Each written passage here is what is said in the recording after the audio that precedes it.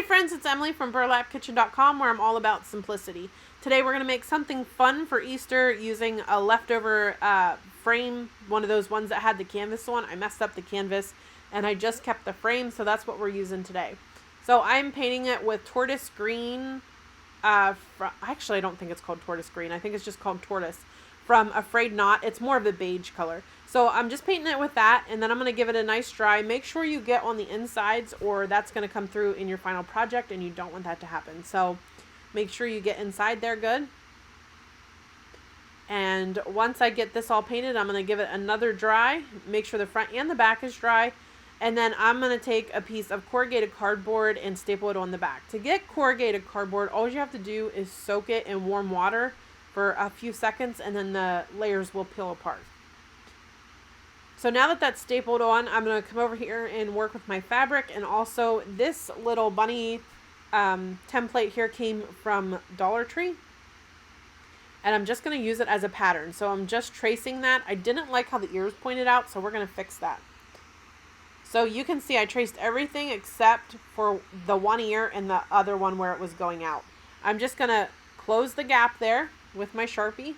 And then I'm going to flip it, and that way I get the same looking ear on each side. That way they look the same. And I'm going to do the same thing here on the other side. And close that gap. Now I'm going to take some fabric scissors, and I am just going to cut this bunny out. It's kind of a little bit tricky to get down there in the point. But it's definitely doable. So we're just going to keep cutting this out.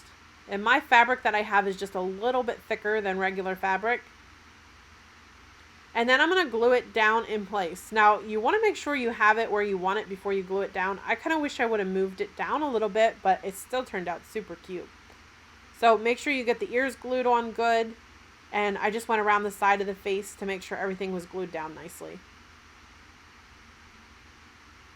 That's looking pretty good. So now I'm going to come in with some ribbon. I believe this came from Dollar Tree, and then I got this big pack of lace off of Amazon. It's like a lace ribbon. If you want my affiliate link for that, just say something in the comments below and I'll get that to you. So I just kind of layered them up, used the refab bow, and then I am going to take a bundle of raffia and put it right in the center, and then I am going to tie it off.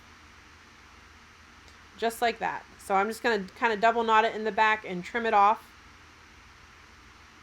And then I'm just going to kind of work with it and fluff it out the way that I want it to look. And then I'm going to take my scissors and trim it down.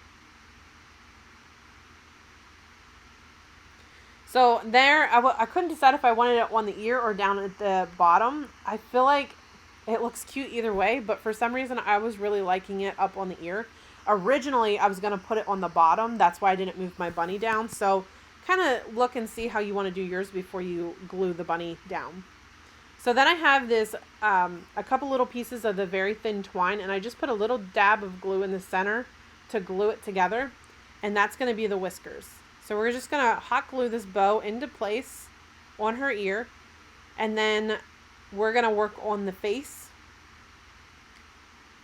So I had these eyes, these button eyes, and I didn't really like them. You might like them, but I like kind of like a smaller eye. So I was just kind of seeing what I wanted to do there. So I glued her whiskers in place here. And then I'm going to glue the nose in place. And I'm just using a half wood bead for that. I didn't even paint it because I like the natural look of it all. And then I'm going to take another piece of twine and I'm kind of almost make like a fish hook for the mouth.